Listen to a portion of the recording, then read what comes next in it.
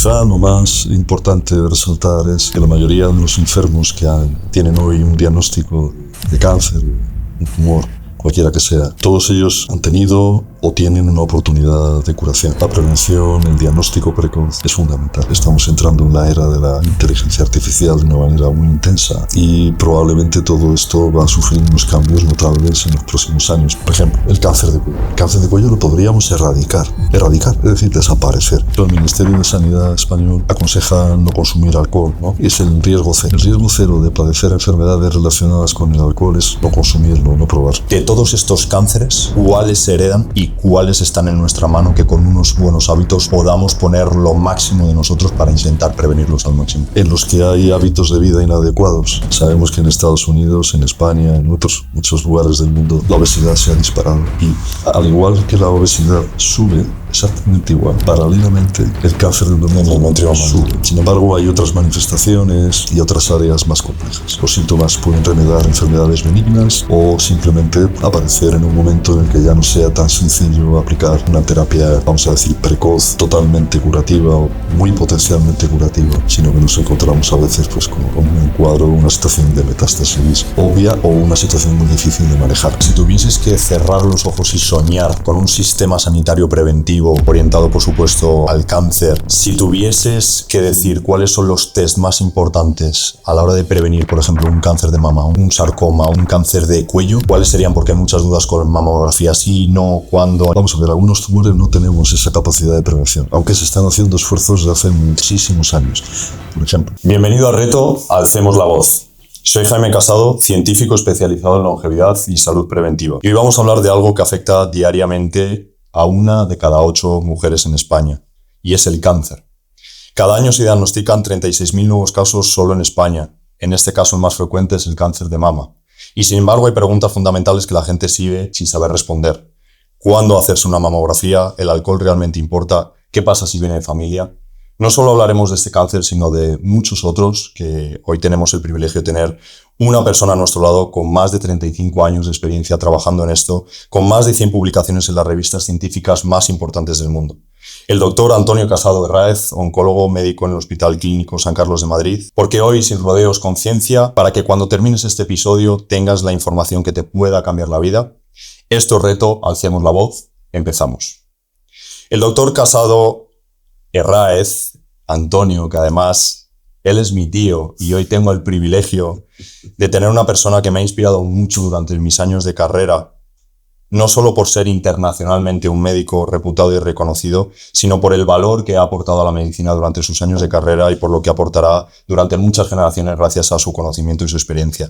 Él es licenciado en medicina por la Universidad Autónoma de Madrid, con matrícula de honor, especializado en oncología médica, jefe clínico de sección de oncología médica en el Hospital Clínico San Carlos, doctor PhD, Universidad Complutense de Madrid, cum laude, profesor asociado en la Universidad Complutense de Madrid, con áreas de especialización y hitos como el cáncer de mama, investigador y oncólogo clínico, miembro del GEICAM, tumores ginecológicos, chairman del EORTC, sarcomas, tumores tiroideos, cuello y por supuesto con muchísimas publicaciones destacadas en las revistas con mayor impacto científico en el mundo.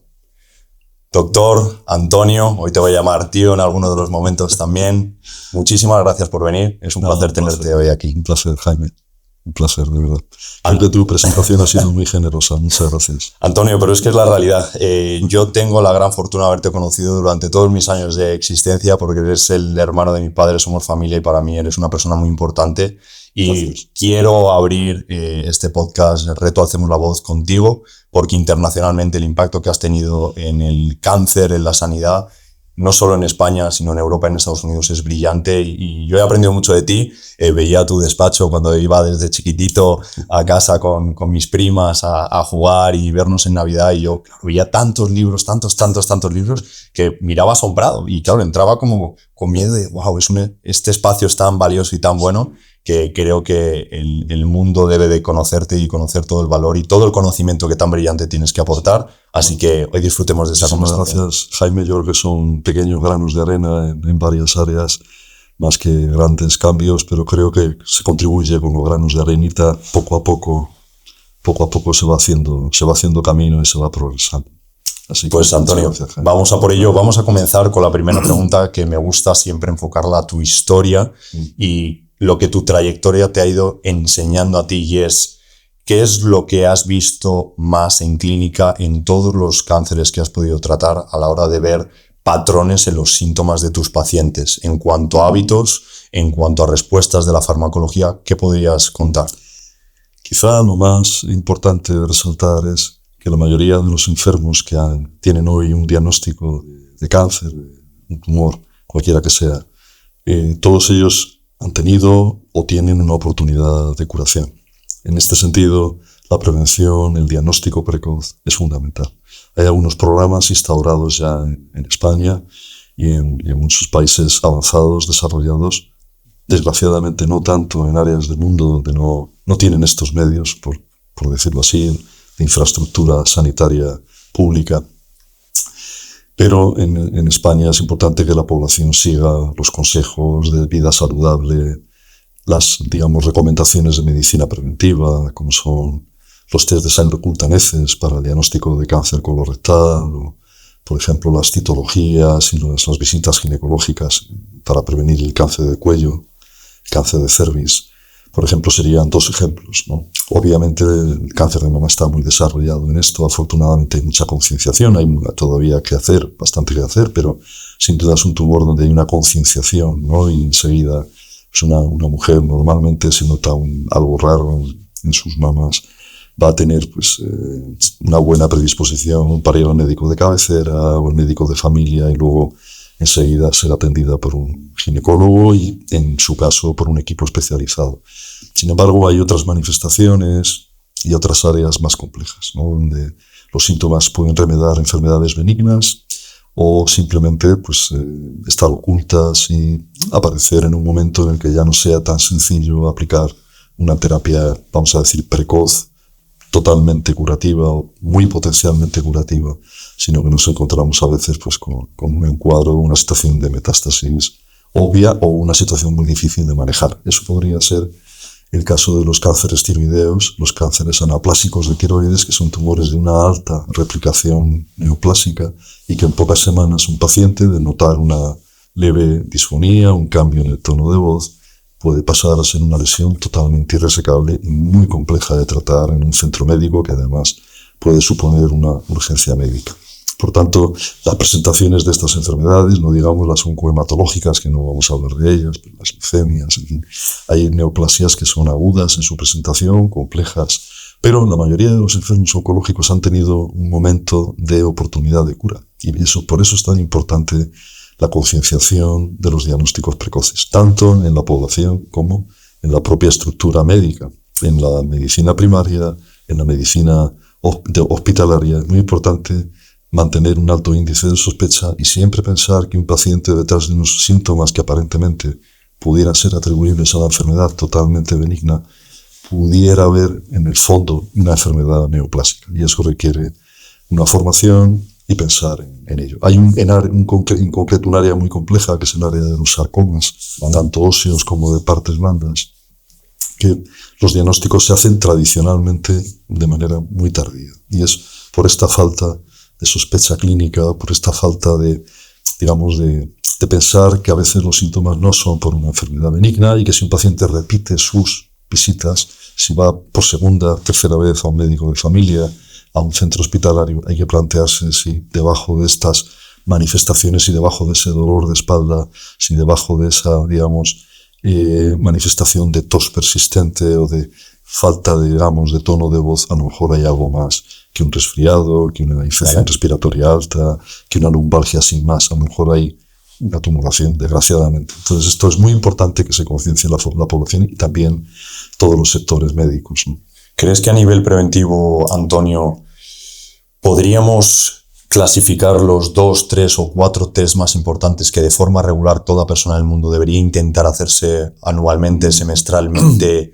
Nosotros, por ejemplo, te pongo un caso en Estados Unidos, lo que hemos diseñado en clínica para enfocarla a nivel preventivo y longevo es hacer unos paneles de sangre completos. Bueno, te estoy hablando de páginas y páginas de datos que yo echaba en falta en el sistema sanitario cuando tú pides un trabajo de extracción de sangre, se puede ir a coagulación básica, hemoglobina, y te estás perdiendo marcadores tiroideos, te estás perdiendo metales pesados, te estás perdiendo paneles hormonales completos.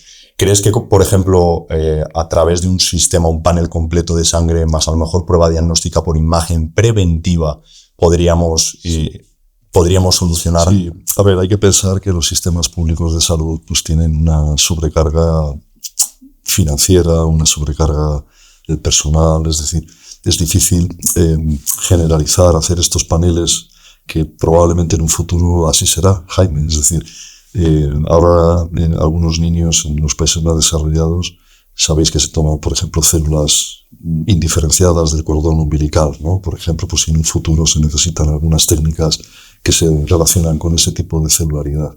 Probablemente en un futuro cada persona tendrá una huella de su composición genética, de su herencia, y probablemente la medicina irá hacia eso, hacia grandes paneles.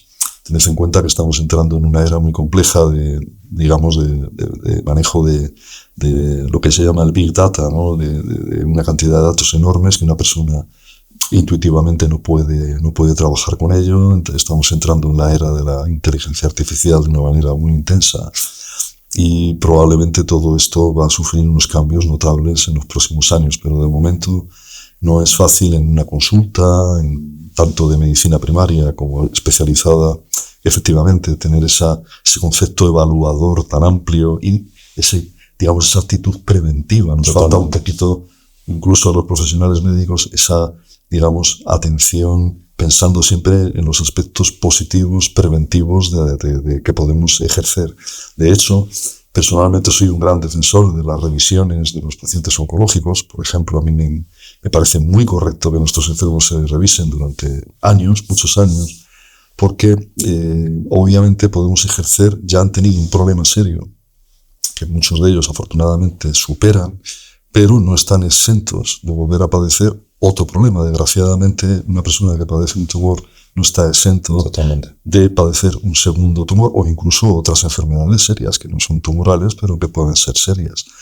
Y en ese sentido, el concepto de medicina preventiva, de educar al paciente en esas consultas y a veces pues, solicitar pruebas con cierta generosidad, nos permite detectar problemas precozmente. Por eso creo que esto es el futuro, 100%. Más que el presente, desgraciadamente, será el futuro. Es que nace además en esa parte educativa, es donde tenemos la responsabilidad más grande, porque te cuento una anécdota. Hace apenas 4 meses, yo viajo a los Emiratos Árabes Unidos con un congreso muy grande de salud, y voy con una misión, y es ir a hablar con una empresa muy importante de Japón que iba a exponer una máquina que nosotros estamos ya planteando toda la estructura para incorporarla en nuestra clínica en Estados Unidos, y es una resonancia magnética con lectura de imagen por inteligencia artificial, sí, con un ratio de acierto del 99.9%.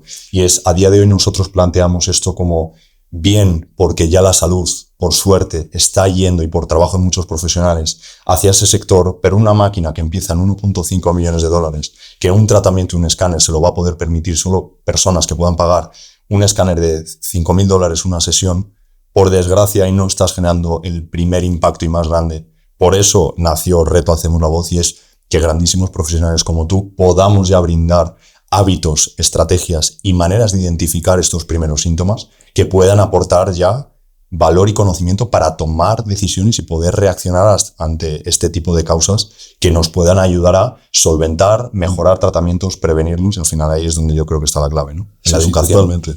Y el tema educativo es fundamental. La tecnología es enormemente importante. Vienen avances tecnológicos importantísimos, ¿no? Desde el punto de vista del manejo de datos, de lo que va a ser las aplicaciones diagnósticas, etcétera. Pero sin una fuerte vertiente educativa, efectivamente, esto es fundamental tanto para la población como para los médicos. Antonio, te voy a hacer una pregunta que muchos de nuestros pacientes en clínica, muchas de las personas de nuestra comunidad nos han preguntado en las últimas semanas, meses, y además es muy recurrente. Hablemos, si quieres, de los principales. Puede ser sarcoma, cáncer de mama, tiroideo, cuello, los que tú consideres. Sí, claro que sí. De todos estos cánceres, ¿cuáles se heredan? y cuáles están en nuestra mano que con unos buenos hábitos podamos poner lo máximo de nosotros para intentar prevenirlos al máximo. ¿Cuáles serían? Gracias, Jaime. A ver, los tumores hereditarios existen y además tienen un impacto importante en las familias y en los pacientes, por supuesto, pero tienden a ser una minoría. Es decir, es un porcentaje probablemente, pues, en algunas patologías, por ejemplo, en tumores de útero, de endometrio, pues no son muy frecuentes los tumores hereditarios. Podemos hablar de un 3%, quizá un poquito más, de todos los que vemos. En cáncer de mama probablemente no supera el 10%. En cáncer colorectal, pues no me atrevo a dar una cifra ahora mismo estrictamente, pero en cualquier caso suelen ser una minoría de pacientes, ¿no? La mayoría de los enfermos son a factores ambientales, los que pensamos que tienen mucha importancia.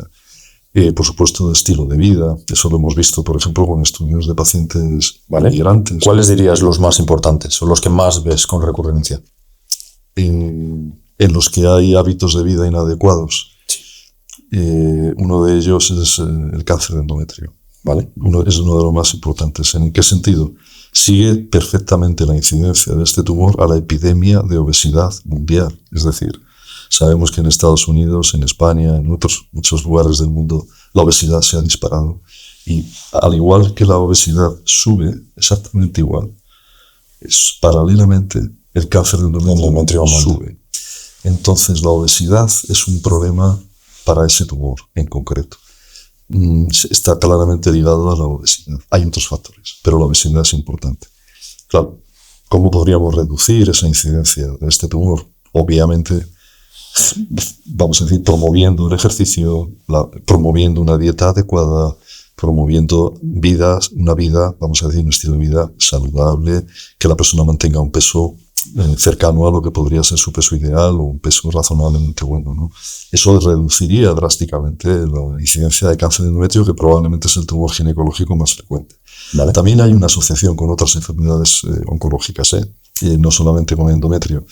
En el caso del cáncer de mama, el estilo de vida, las sociedades más desarrolladas padecen más cáncer de mama. Probablemente tiene también que ver con el sedentarismo, en fin, las sociedades desarrolladas tienen muchísimo más tumores de mama, claro que sí. Eso lo vemos además, es lo que comentaba, en cambios de, digamos, los movimientos de población. Por ejemplo, pacientes que viven en áreas de Sudamérica, ¿vale?, con incidencias bajas de cáncer de mama, cuando se desplazan a Estados Unidos o a países avanzados europeos, la incidencia de cáncer de mama empieza a aumentar en la primera generación. Es decir, en el caso de ellos, los padres, normalmente las incidencias se siguen manteniendo similares a las que hay en Perú o en Colombia, pero cuando van a Estados Unidos o vienen aquí, ya sus hijos empiezan a tener las incidencias, los diagnósticos que tienen los europeos o los norteamericanos. Es decir, hay ámbitos de estilo de vida, de cambios dietéticos, de falta de ejercicio, de muchas cosas que probablemente tienen que ver con el.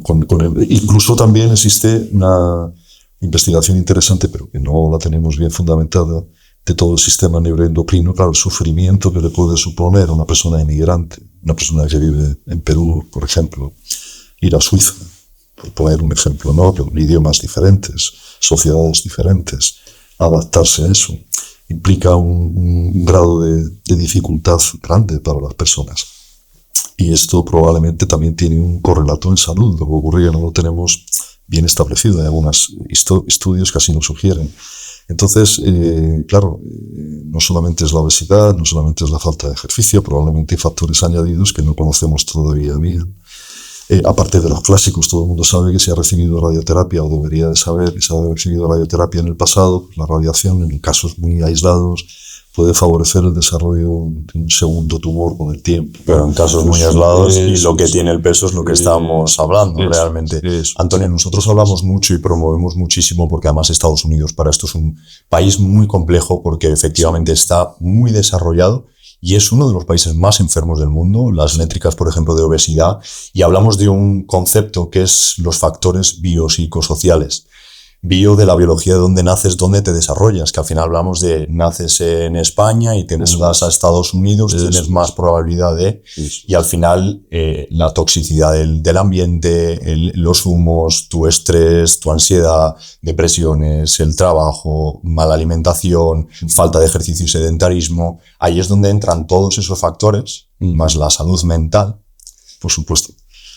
Y además toda la contaminación industrial. Es decir, los países desarrollados industriales permiten el uso de productos por debajo de unos límites, pero son muchos productos por debajo de unos límites que consideramos seguros, pero no dejan de ser muchos productos. Totalmente. Y por tanto, eso hay que tenerlo en cuenta. Yo creo que es un tema que, afortunadamente, yo creo que en Europa y la Comisión Europea sí está muy vigilante de estos temas. He hablado hace muy poquito con un experto, sobre todo en el campo de la investigación de la tiroides, que cuando yo expuse por primera vez al público el problema de los perfumes que nos hemos echado durante generaciones en toda la zona del cuello, la zona tiroidea, con tantos productos químicos, y a día de hoy seguimos viendo, por supuesto, por culpa de la obesidad y los malos hábitos, cómo aumentan las tasas de cánceres y de problemas tiroideos, hipotiroidismo, hipertiroidismo, relacionados también a todos estos tóxicos que no solo nos alimentamos y los respiramos, sino que también estamos constantemente consumiendo, ¿no? Sí, a ver, es cierto que los cánceres de tiroides están subiendo de incidencia.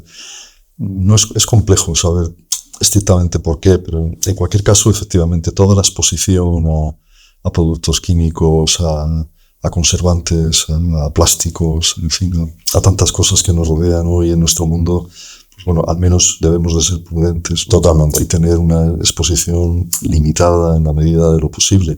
Tenemos también entre comillas, una contaminación electromagnética. Vivimos en un mundo digital de telecomunicaciones. Pero bueno, en principio los ingenieros han establecido límites y las leyes europeas han establecido límites de exposición que yo entiendo son absolutamente fiables, pero no debe de ser, digamos, no debemos bajar la guardia y ser un campo que debemos de... Totalmente. Bueno, para que te hagas una idea, nosotros desde que empezamos toda la investigación clínica en Estados Unidos ya estamos ayudando a personas en sus casas a hacer instalaciones con jaulas de Faraday, bloqueando todas las señales electromagnéticas de los aparatos Wi-Fi, los móviles, los iPad. Y esto es una de la parte del proyecto y de la parte clínica más bonita de empezar a cambiar los hábitos desde tu propia vivienda, ¿no? Y cómo está impactando este tipo de cosas en nuestra salud. Sí, es bueno pedir o sugerir una prudencia. O sea, evidentemente todo lo que tenemos aprobado en Europa está regulado en Estados Unidos razonablemente, o Canadá razonablemente también. Queremos creer razonablemente, ¿no? Creemos razonablemente, pero yo estoy de acuerdo que una prudencia es muy importante en este ámbito. Yo lo que he hecho menos en Estados Unidos, y lo he hablado con algunos colegas míos allí, es un sistema público de salud, ¿no? Sobre todo para la infancia, para los niños, ¿no? En pediatría. Ellos no lo ven, es una sociedad que les funciona bien desde el punto de vista de la oferta y la demanda y del mercado, y es una sociedad muy libre, y Estados Unidos es un país envidiable en muchas cosas, es un gran país, una enorme nación, una gran nación. Pero es verdad que yo he echado siempre un poquito de miedo, de menos una cobertura lo más cercana al 100%, sobre todo en la población infantil, para evitar la obesidad infantil, porque el niño que nace normal, pero que se hace obeso y que crece obeso, finalmente, con mucha posibilidad, va a ser un adulto obeso. Y un adulto que quizá no tenga los mejores hábitos de alimentación ni los mejores hábitos de ejercicio, etcétera, etcétera, ¿no? Entonces esto es un problema que ellos deben de meditar y lo deben de resolver, pero de momento no han cuajado. Para eso estamos ahí, para promover ese cambio. Antonio, te voy a hacer una pregunta. Si tuvieses que cerrar los ojos y soñar con un sistema sanitario preventivo orientado, por supuesto, al cáncer, puedes seleccionar las 3-4 patologías que tú consideres. Sí. Si tuvieses que decir cuáles son los test más importantes a la hora de prevenir, por ejemplo, un cáncer de mama, un sarcoma, un cáncer de cuello, ¿cuáles serían? Porque hay muchas dudas con mamografía, sí, no, cuándo, en cáncer de cuello, qué pruebas hacerse, tiroides, a nivel preventivo. Sí. ¿Cómo lo dibujarías tú? Voy a ser lo más claro posible y lo más sencillo en mi explicación. Vamos a ver, algunos tumores no tenemos esa capacidad de prevención, aunque se están haciendo esfuerzos desde hace muchísimos años. Por ejemplo, cáncer de ovario. Cáncer de ovario simula muchas lesiones o muchas alteraciones benignas, pero desgraciadamente no tenemos buenos métodos para un diagnóstico precoz. Por tanto, normalmente este tumor en un 70% de los casos, 75% de los casos, lo vemos en estadios avanzados o relativamente avanzados y de momento no hemos podido cambiar esto. Vale. De Japón a Estados Unidos y de los países escandinavos a Australia. Es decir, ha sido imposible. Ahora bien, hay otras enfermedades que son altamente, efectivamente, prevenibles. Por ejemplo, el cáncer de cuello. El cáncer de cuello lo podríamos erradicar. ¿Vale? Erradicar, es decir, desaparecer. Porque hoy tenemos vacunas contra los virus del papiloma humano, que es los que se transmiten con los tocamientos y las actividades, digamos, íntimas y sexuales en la población. Es un grupo de virus que se transmiten fácilmente, de mucosa a mucosa, de piel a piel, etc.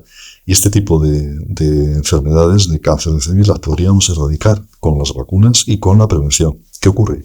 Que un porcentaje alto de estos tumores se dan en países donde la organización sanitaria es limitada o deficitaria. Vale. Y eso implica no poder hacer programas de prevención bien, digamos, estructurados en la población de riesgo, que normalmente son mujeres jóvenes que tienen relaciones, son el grupo de pacientes el grupo de personas que más riesgo tienen de padecer un cáncer de cuello. Y el cáncer de cuello causa muchísimo trastorno, porque implica pérdida de fertilidad en muchos casos, en fin, incluso mortalidad. Es un tumor mortal. Claro, ¿cómo aplicamos métodos preventivos en un país como la India, donde tienen 250.000 muertes por este cáncer, no anuales o más?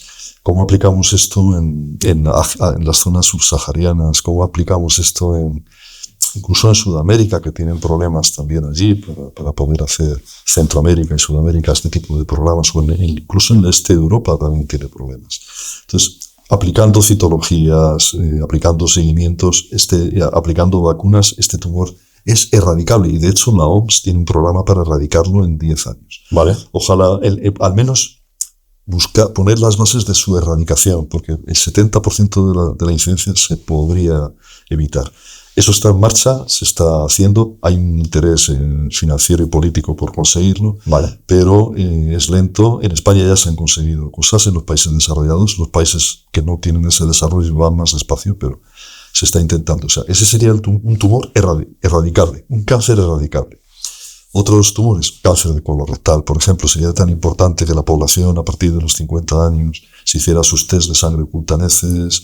En casos donde hay una mínima, digamos, sospecha, la posibilidad de hacer una colonoscopia.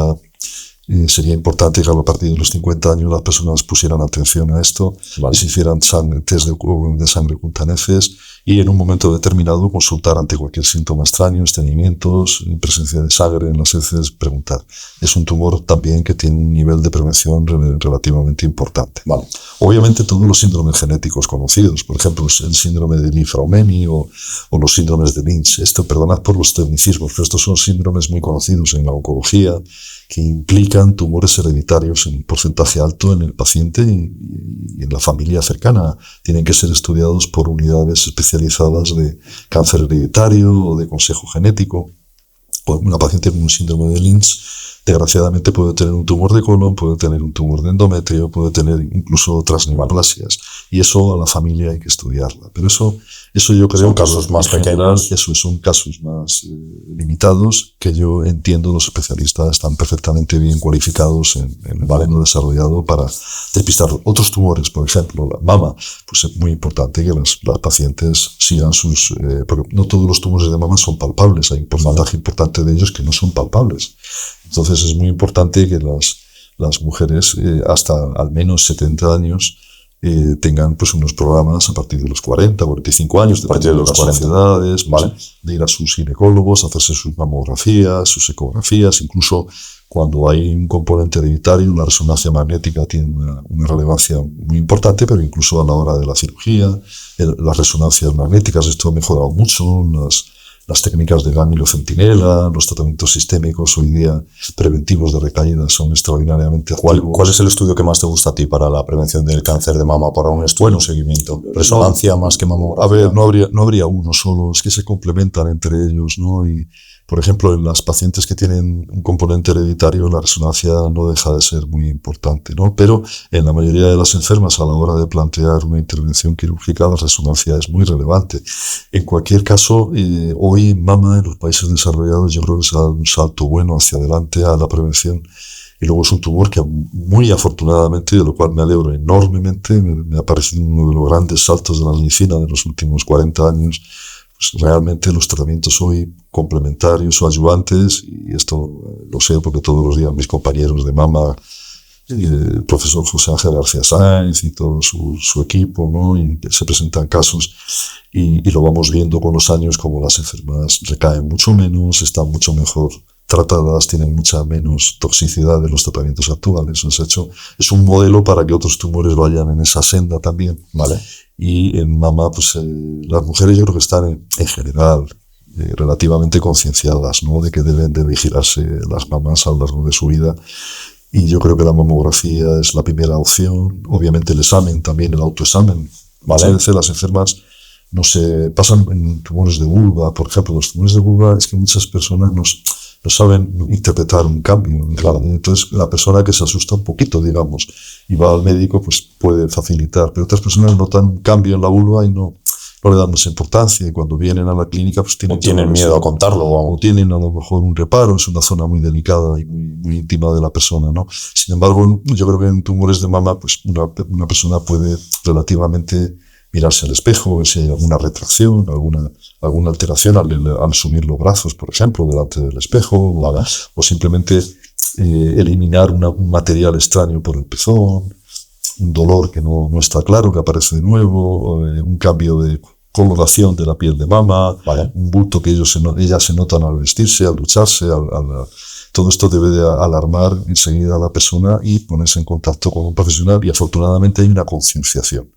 En otras neoplasias esa concienciación es menor porque son más raras o poco comunes o no tienen síntomas tan directamente involucradas con el órgano de origen, ¿no? Esto a veces ocurre en enfermedades que debutan con una lesión a distancia y es más difícil de interpretar. Pero vamos, ese cervix, mama, colorectal, obviamente melanoma. Por ejemplo, melanoma, hoy que nos exponemos al sol en las vacaciones sobre todo, y que los niños y los jóvenes se exponen mucho al sol, también son lesiones altamente prevenibles, evitando pues esas exposiciones solares tan enormes, sobre todo en la infancia, el consultando enseguida si hay cambios en el aspecto de una lesión cutánea, en el nacimiento. Todo este tipo de cosas es fundamental que la población lo sepa. Yo verdaderamente a veces me dan ganas de coger un altavoz en una playa y decir, por favor, pónganse debajo de una sombrilla porque llevan ustedes 4 horas al sol y no saben el castigo al que están sometiendo a su piel. La piel tiene memoria, Jaime. ¿Qué significa eso? Que el sol que tomaron hace 20 años sigue en la piel de las personas. Es uno de los órganos que puede envejecer más debido a la acción solar. La acción solar puede alterar la composición proteica de nuestra piel. Es causa del envejecimiento también. Y lo vemos en zonas donde hay una exposición solar muy alta. Hay personas que tienen la piel totalmente acartonada, totalmente elastificada, no sé cómo explicarlo mejor. Es una piel muy dañada por el sol. Y es que el sol es acumulativo. El sol que tomamos hace daño, o 2 o 15 en nuestras vacaciones, sigue en nuestra piel. Nuestra piel no ha eliminado esa dosis de radiación solar. Entonces tenemos que ser muy conscientes de evitar esas grandes exposiciones que vemos en las playas, que vemos en las piscinas, que vemos en los lugares de ocio. Eso es muy importante. Porque al final el sol es salud, pero hay que controlarlo. Tentado de acercarme y decirle, oiga, es que llevo aquí en la playa debajo de una palmera 2 horas o debajo de una... Usted lleva 4 al sol. Usted lleva 4 y se lo digo, por favor, póngase ya a la sombra, ¿no? Y a veces mi esposa me dice, mira, Antonio, ya son personas mayores, ¿qué vas a decirles? Pero debería haber una campaña en este sentido de que la población se protegiera del sol. Y el hecho de que nos pongamos protectores, hombre, obviamente ayudan, pero cuidado, no eliminan todos los riesgos. No eliminan y al final no estamos hablando de tóxicos de la mayoría de ellos, de todos los productos que llevan para elaborarse. Por lo tanto, qué tan sencillo es tener una correcta exposición al sol, claro, ni una excesiva ni una deficiencia, porque ya entramos en problemas hormonales, en deficiencia de vitaminas, en ritmos circadianos alterados. Parecen seguros la mayoría de ellos, muchos se venden en farmacias, ¿no? Y han pasado normativas, pero es cierto, vuelvo a decir lo mismo, la prudencia, o sea, no estar todo el día con ellos puestos, digamos, y más vale efectivamente una exposición solar razonable, dependiendo de nuestra piel, la piel nuestra. Que un exceso más un tóxico con cremas. Claro, los dermatólogos esto lo saben muy bien, pero hay diferentes tipos de pieles. La piel de una persona de raza negra pues es capaz de soportar mucho más sol que la de una persona blanca escandinava. Pero es lógico que se han desarrollado estas personas en diferentes ambientes, ¿no? Y nuestro organismo es capaz de adaptarse. Pero dicho esto, ni una persona de raza negra debe estar 10 horas de exposición solar sin más, ni una persona de raza blanca escandinava, que en realidad es más una forma de explicarlo, son diferentes tipos de piel, pero esta persona no debería de estar más allá de 20, 25 o 30 minutos al sol, porque es que a partir de ese momento esas pieles sufren enormemente, no tienen la capacidad la melanocítica, ¿no? de protegerse de la radiación ultravioleta y de otras. Antonio, hablando de estos son los temas 100%, y además son muy interesantes porque vinculan a preguntas muy bonitas que las personas tienen duda, porque al final no hay mucha educación desde que somos niños en este tipo de acciones que deberíamos de tomar de forma regular, y es el tema de la radiación, por ejemplo. Yo que tengo la gran fortuna de contar con tecnología en los Estados Unidos, que hace 5, 10, 15 años era impensable tenerlo en una clínica en pleno distrito financiero sin ningún tipo de protección a esta radiación, porque las tecnologías están avanzando muy rápido y el objetivo es reducir también esa exposición a la radiación con tratamientos preventivos como puede ser la mamografía o la resonancia magnética. ¿Tú crees que las tecnologías diagnósticas, médicas y preventivas que se están utilizando hoy en día van a ese camino de seguir reduciendo la exposición a la radiación? Sí, sin duda. Además, mis compañeros de radiodiagnóstico son los expertos en ello y sería maravilloso que estuvieran aquí, pero efectivamente se está haciendo un esfuerzo muy grande para que las pruebas, por ejemplo, de imagen basadas en TAC, en tomografía axial, ¿vale? Computadorizada, tengan la eliminación más baja posible de radiación X, ¿no? Pero es que la resonancia ha conseguido prácticamente no irradiar. Es una técnica que no irradia, aunque los contrastes puedan tener algún riesgo, etcétera, pero realmente la técnica así no irradia. Tenemos la PET-TAC en el momento actual, que es una técnica extraordinaria. Claro, el componente de TAC irradia, pero el esfuerzo es continuo en reducir las emisiones, es decir, en reducir la exposición a las radiaciones. Es un esfuerzo continuo en medicina. Es decir, exponer a los enfermos, y hay que pensar en una persona joven o una persona en la niñez que va a necesitar un seguimiento de décadas. Totalmente. Claro, hacerle un TAC cada 6 meses o cada año a esas personas implica una toxicidad potencial. Quiero decir potencial porque, a ver, todo esto hay sociedades que se están expresando en esta materia y que están dando algunas recomendaciones, pero bueno, no quiero que la población tenga miedo. Si se tiene que hacer un escáner anual, hay que hacerlo, que no se preocupen. Pero es verdad que a largo plazo, pues hay momentos en que vemos que un paciente tiene 35 TACs o 40 TACs. Entonces, claro, es una radiación que le hemos dado al paciente y eso implica prudencia y tener cuidado e intentar evitarlo si es posible. Y mejorar las tecnologías, absolutamente. Las tecnologías tienen que mejorar. Antonio, antes hablábamos de causas y que los factores en cáncer hereditarios eran mucho menores que los que realmente por hábitos. Eso es. Hemos hablado de factores biopsicosociales, hemos hablado de obesidad, hemos hablado de alimentación, hemos hablado de salud mental. Vayamos, por ejemplo, a los de nutrición como el alcohol o vayamos a los biopsicosociales como puede ser el tabaco. ¿Crees que estos dos son o están directamente relacionados con muchas de las patologías que estamos hablando? Sí, absolutamente. De hecho, el Ministerio de Sanidad español aconseja no consumir alcohol, ¿no? Es el riesgo cero. El riesgo cero de padecer enfermedades relacionadas con el alcohol es no consumirlo, no probarlo. Dicho esto, hay algunas cantidades mínimas de alcohol que se consideran que potencialmente tienen un riesgo muy bajo, ¿no? podríamos hablar de cantidades pequeñas de cerveza o de vino que consumimos en España, ¿no? A la hora de comer o de cenar, sobre todo.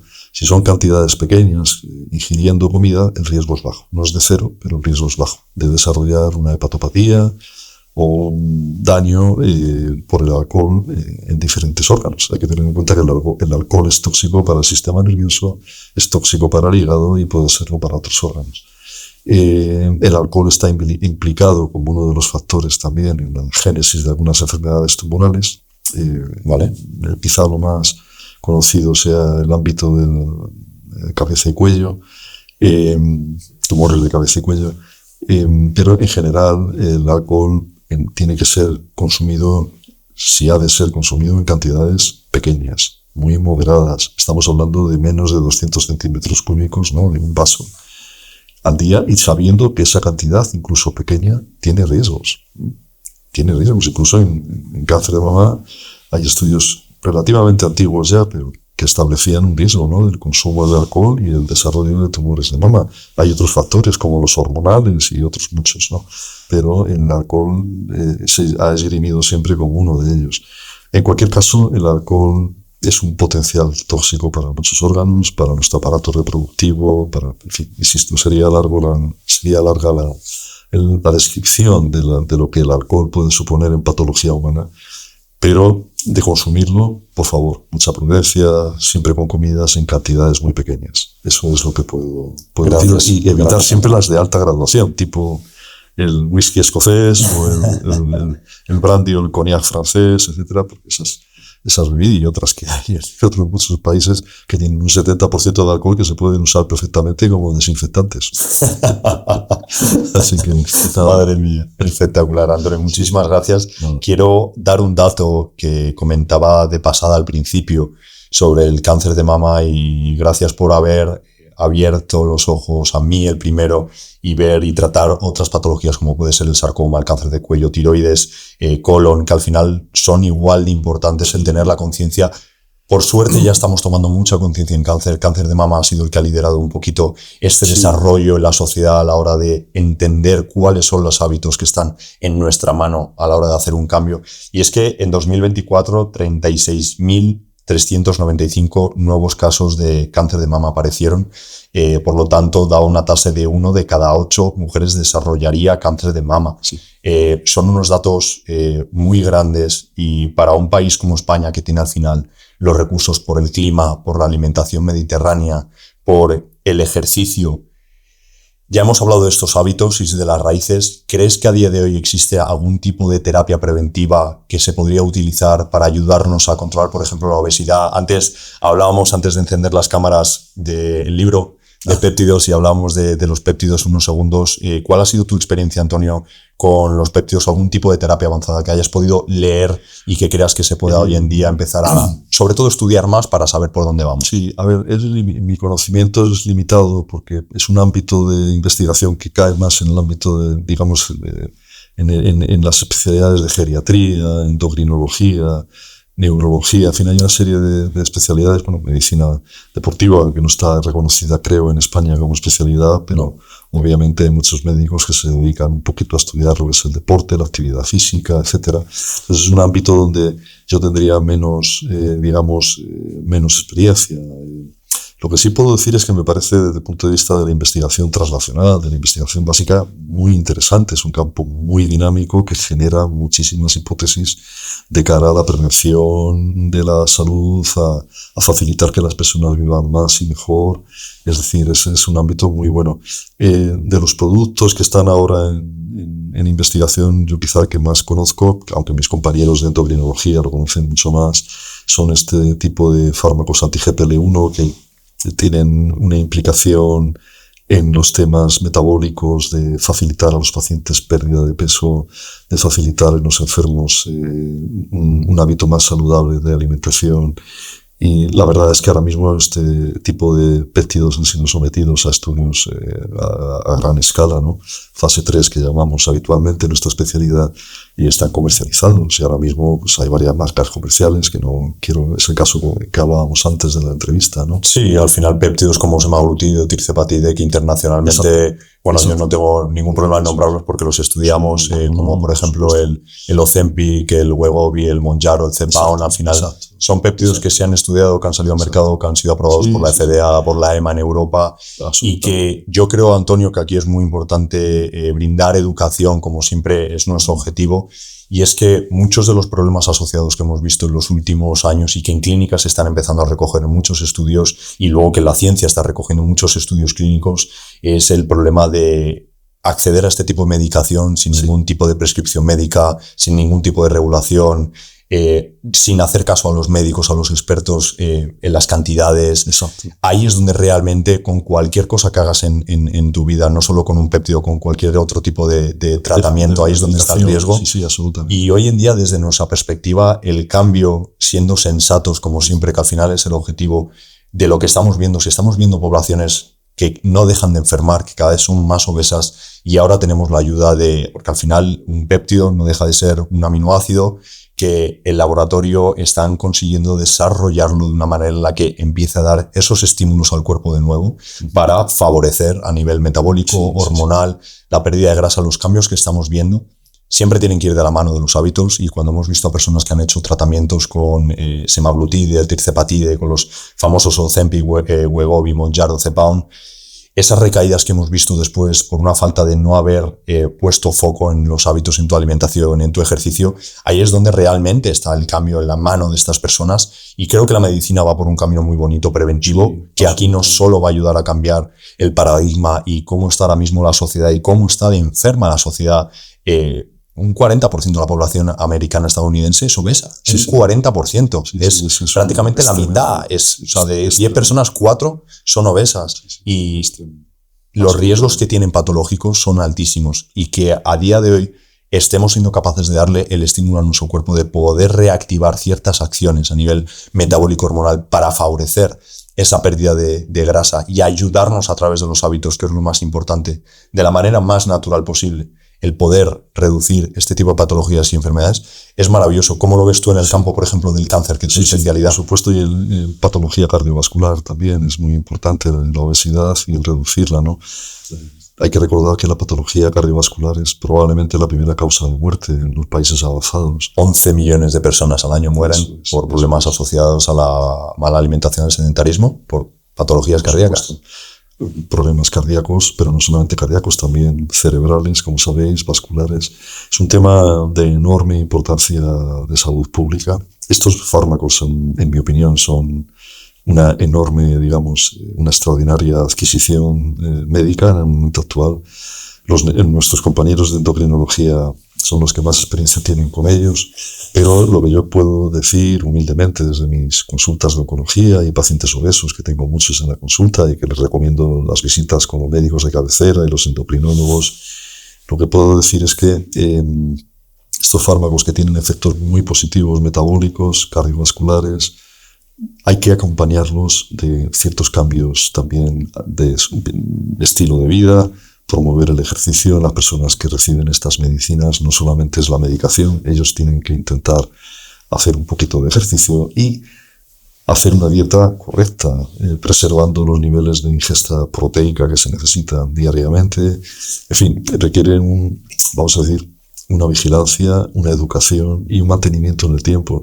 Si no, efectivamente están abocados a un cierto fracaso. Si el paciente no cambia unos ciertos hábitos dietéticos, si no hace algo de ejercicio, si no mantiene una dieta rica en proteínas, en legumbres, en frutas, en verduras, también tienen efectos gastrointestinales estos fármacos, ¿no? Y hay que saber tomar unas cantidades, lógicamente adaptarse a esas cantidades más adecuadas, que es algo que ayudan también estos medicamentos, que enlentecen el vaciamiento gástrico, que hacen que el paciente coma un poquito menos, tenga menos sensación de hambre y una mayor facilidad para llegar a ese momento de saciedad. Entonces estos medicamentos van a tener un impacto, porque yo creo que están en un momento de introducción. Hay que tener en cuenta que en España se financian, pero se financian bajo ciertas condiciones. Y muchas personas no tienen acceso, salvo un costo que en principio uno podría pensar que no es muy alto, pero que para algunas economías, para para personas que tienen, pues unos ingresos limitados. Obviamente, cuando se vive de una pensión, ya en edades más avanzadas, pues pueden ser costos prohibitivos y sería muy importante que los sistemas sanitarios fueran más hacia estas actitudes preventivas. No esperar tanto a que el paciente tenga su diabetes establecida, sus problemas de páncreas, su obesidad, su cardiopatía isquémica o su ictus. Parece muy interesante empezar a actuar 10, 15 o 20 años antes, evitando que la población gane ese peso tan exagerado, que tenga esos hábitos de sedentarismo, que no se alimente adecuadamente. Eso es lo que tenemos que ir cambiando a la mayor velocidad posible. Jaime. Antonio, muchísimas gracias. No sabes lo agradecido que estoy de tenerte hoy aquí conmigo y de todos los pasos que has dado, que de forma gratuita todo el mundo puede empezar a aplicar ya. Hemos hablado de hábitos, de factores biopsicosociales, hemos abordado la medicina actual, hemos abordado tu experiencia clínica de estos últimos más de 35 años. El privilegio es enorme y al final volvemos a las raíces y es la misión que Reto Alcemos la Voz tenemos. Y fíjate que nosotros desde Clínica nunca consideramos hacer un protocolo médico sin entender cómo el departamento de psicología podía ayudar a esa persona, cómo el departamento de nutrición podía ayudar a esa persona, cómo el departamento de ejercicio podía ayudar a esa persona. Sí. Y al final ahí es donde creo que está la magia y es esa arquitectura de un sistema sanitario unificado y al igual que un doctor maravilloso como tú, reputado en cáncer, aportando tanto valor, pueda hablar tan maravillosamente del ejercicio, de la alimentación y de la salud mental. Y es que además la salud mental, que es un grave problema en el momento actual, es uno de los grandes desafíos del siglo XXI. No solo las enfermedades degenerativas, el cáncer, la obesidad, las enfermedades cardiovasculares. La salud mental es un tema importantísimo. También se beneficia del ejercicio físico, de la actividad física, se beneficia de unas dietas adecuadas, correctas, de mantener un peso adecuado. O sea que creo que en este sentido la labor que estás haciendo, Jaime, es importante, muy importante. Y países como Estados Unidos, la verdad es que creo que lo necesita mucho por la cantidad de pacientes obesos que allí, como bien has dicho, tienen. Y ahora con la oportunidad de construir este maravilloso, no lo voy a llamar podcast, esta maravillosa oportunidad, hueco, espacio para compartir magníficos conocimientos y experiencias como las tuyas, nos va a dar la posibilidad de alzar la voz y que internacionalmente podamos generar un cambio en la salud y de reactiva a preventiva y poner el foco en esos hábitos que están en nuestras manos, que realmente podemos cambiar y podemos generar un impacto en cientos de enfermedades y patologías que nos ayudaría muchísimo como profesionales, que nosotros somos los primeros que no queremos ver a la población enferma. Entonces, Antonio, antes de despedirte, quiero aprovechar para dar las gracias a mis socios, que estamos en un entorno maravilloso, se llama Mitas, es el primer coleccionable del mundo en el sector inmobiliario y esto es que realmente más que una vivienda es un museo, es una pieza de arte y hoy nos han dado la oportunidad de grabar aquí con mi tío, con el doctor Antonio Casado y aportaros mucho valor, así que gracias a mis socios, Adrián, Miguel, Juan, Pablo, Javier, sois maravillosos, lo que habéis construido es increíble y me siento muy afortunado de teneros a mi lado. Así que ahora sí, Antonio, quería darte las gracias. Eres para mí un ejemplo. Desde bien pequeñito he podido mirar y observar todo lo que has hecho bien de cerca y bueno, eres una persona muy reconocida internacionalmente. Tienes más de 100 publicaciones en las mejores revistas científicas del mundo. Has sido jefe de la sección de oncología del Hospital Clínico San Carlos, que por cierto es donde nací yo y donde has aportado valor a cientos de personas, miles y gracias. A estas alturas de mi carrera, que sabes que todavía estoy en activo. Lo sé. Lo que más me satisface es el cariño y el respeto de mis pacientes. Eso es lo más importante para un médico. Pues eso te lo has ganado durante muchos años, Antonio. Internacional es el cariño de tus pacientes. Te lo has ganado. Muchísimas gracias y lo que queda por aportar, que son generaciones, gracias a todo lo que has aportado. Muchas gracias. Gracias, Antonio. Nada.